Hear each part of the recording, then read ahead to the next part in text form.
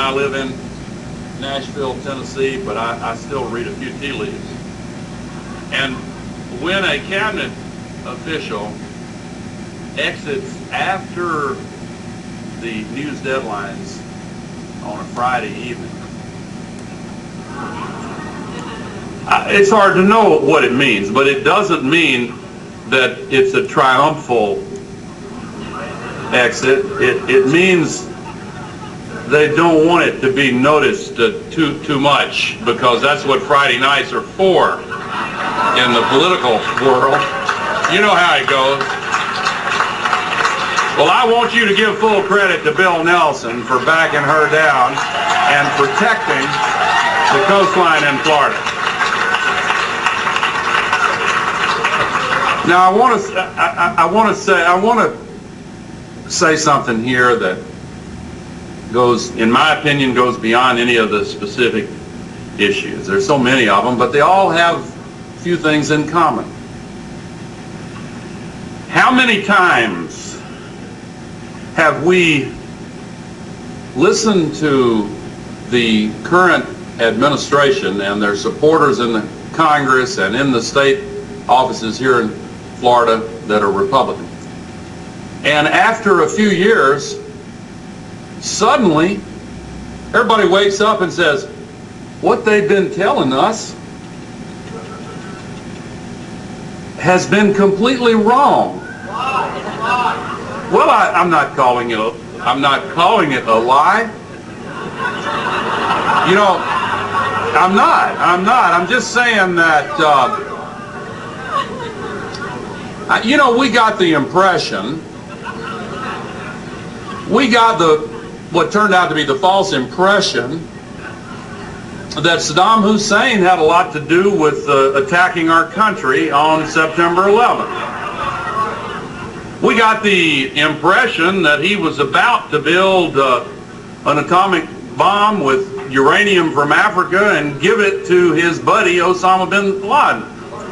We got the impression that our troops would be welcomed with flowers and then that they would speedily go about the task of putting a democracy in place, and that we wouldn't need many troops because it would be a cakewalk.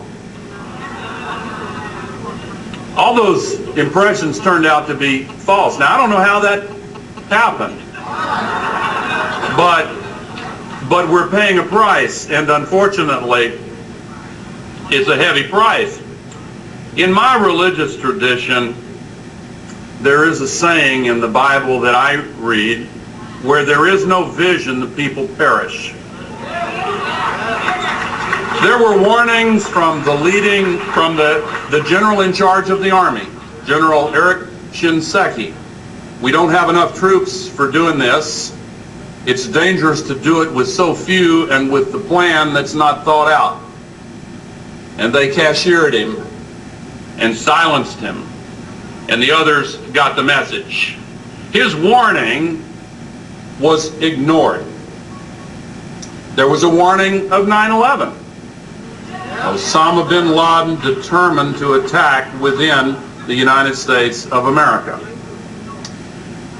In 8 years in the White House, President Clinton and I a few times got a direct and really immediate statement like that in one of those daily briefs. Every time, as you would want and expect, we had a fire drill, brought everybody in. What's going on? What else do we know about this?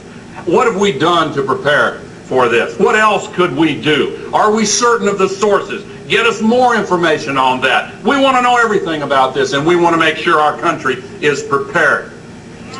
In August of 2001, such a clear warning was given, and nothing happened. Where there is no vision, the people perish.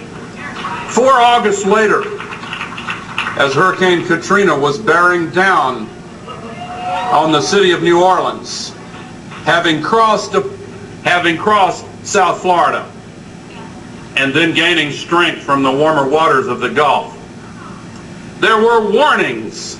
The levees are in danger.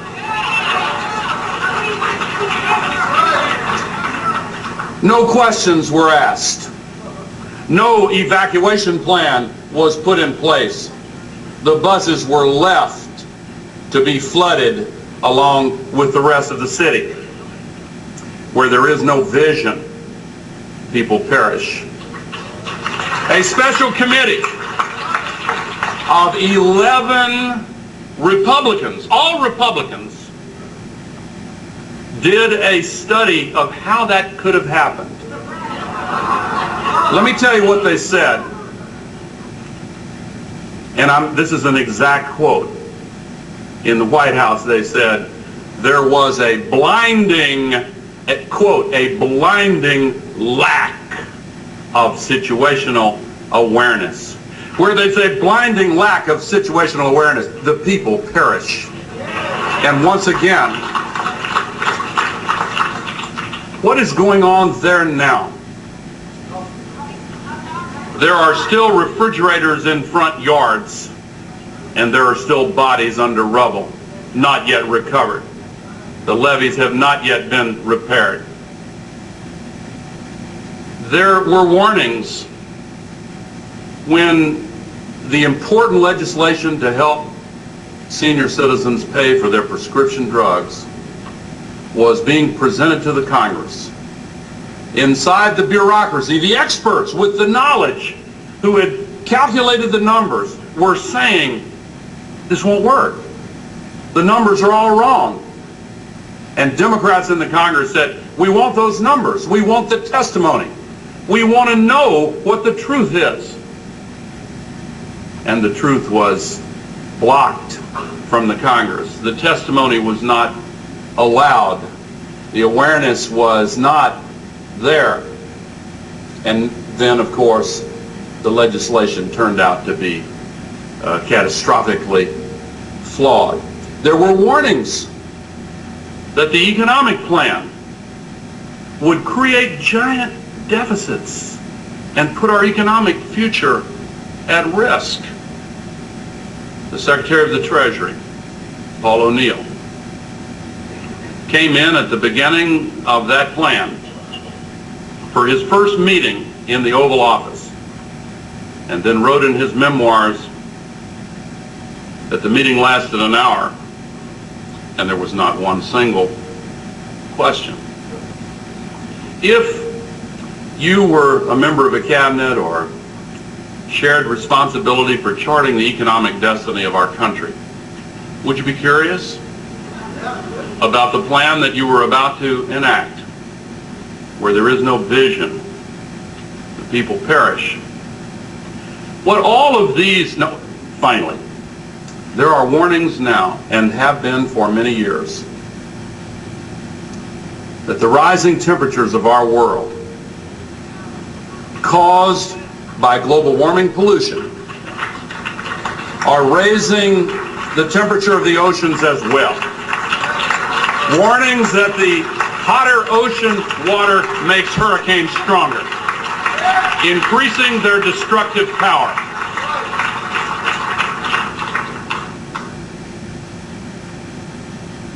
Are those warnings being ignored? I think it's a lot more complicated.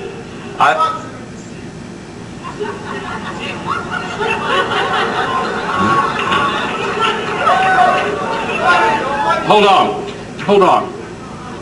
Here, what I'm getting at is that all of these things have a common thread running through them.